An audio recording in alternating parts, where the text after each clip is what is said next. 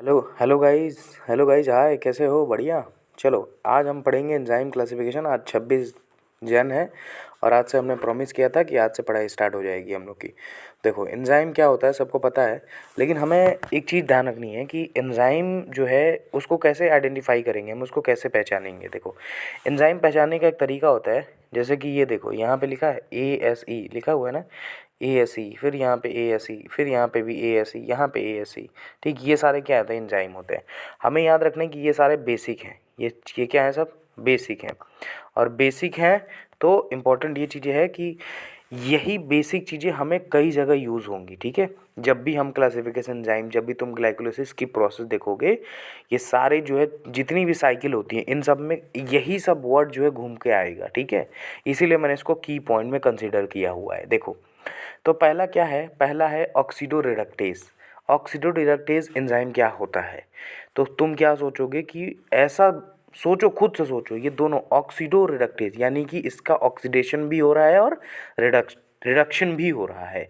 तो वो एंजाइम जिसका ऑक्सीडेशन और रिडक्शन दोनों कैरी कर रहे हैं तो उसको क्या कहेंगे? Oxido reductase.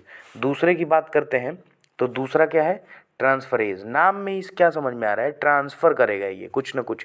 ठीक है, क्योंकि एज तो कंसीडर कर ही चुके हैं कि ये क्या है? एंजाइम होते हैं। जहाँ जहाँ भी लास्ट में ASE लिखा है वो पूरी बायोकेमिस्ट्री में वो एंजाइम ही है, वो समझना है।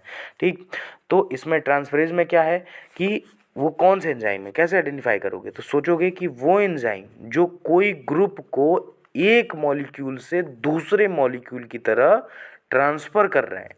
ठीक है, क्योंकि एक मॉलिक्यूल से अगर ग्रुप रिमूव होगा तो दूसरे में ही तो ऐड होगा। ठीक है, क्योंकि वो भाई ट्रांसफ़र कर रहा है। ठीक है, एक जगह से दूसरे जगह ट्रांसफ़र कर रहा है। ठीक है, ये याद रखना।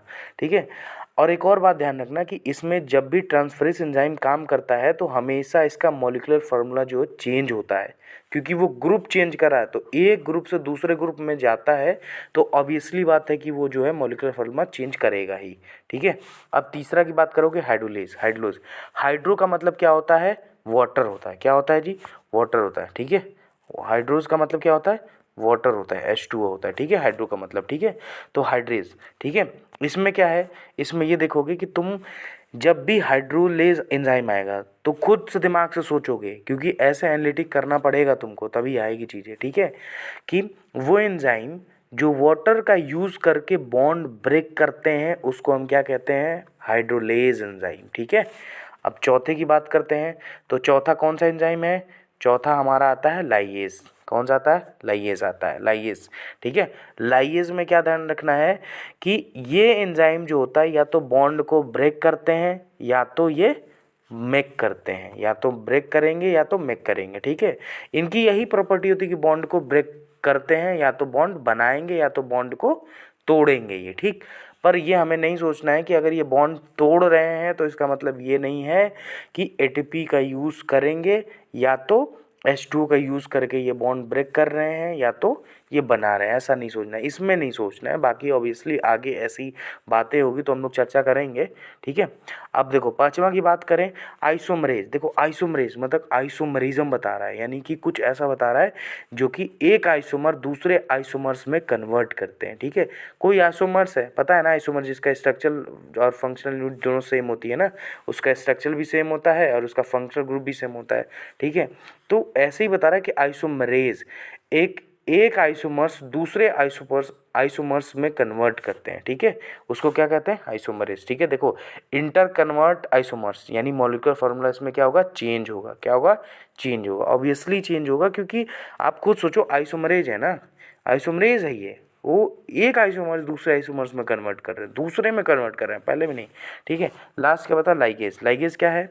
ठीक है, और लाइगेज में ये देखेंगे, लाइगेज का मतलब क्या होता है? जोड़ना। ठीक है, जब DNA और बायोटेक्नोलॉजी वाले चैप्टर पढ़ोगे तो उसमें पता चलेगा लाइगेज एंजाइम होता था जो कि जोड़ने का काम करता था। तो इसमें क्या सोचोगे? इसमें भी सेम यही सोचोगे कि ये एंजाइम जो होते हैं, ये एंजाइम जो होते हैं ATP का यूज़ करके बॉन्ड को क्या करते हैं? ये बनाते हैं। ATP का यूज़ करके क्या करते हैं? ये बॉन्ड बनाते हैं। ठीक है, ATP का यूज़ करके बॉन्ड को बनाते हैं। ठीक है, use ATP to make bond. ठीक है, अब एक और चीज़ है निमोनिक्स में याद रखने वाली, यहाँ पे मैंने एंजाइम कैटेगरी की रखी हुई है, तो तुमको सबसे पहले क्या रखना है?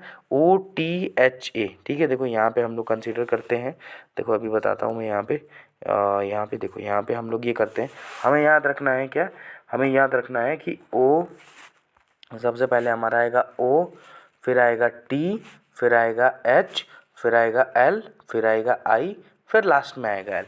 ठीक है, ऐसे याद करना है। ठीक है, तो ओ से क्या हो गया, ऑक्सीडो रिडक्टेज, टी से क्या, ट्रांसफरेज, और एच से क्या है, हाइड्रोलेज, और एल से क्या है, लाइएस। ठीक है, और आई का मतलब क्या है, आइसोमरेज, और लास्ट वाला एल का मतलब क्या, लाइगेस। ठीक है, लाइगेस। ठीक है, बहुत आसान है ये। ठीक है, तो ऐसा ट्रिक से याद करना, तभी याद होंगे। ठीक है, चलो नेक्स्ट अभी देखते हैं। ठीक है, बाय बाय।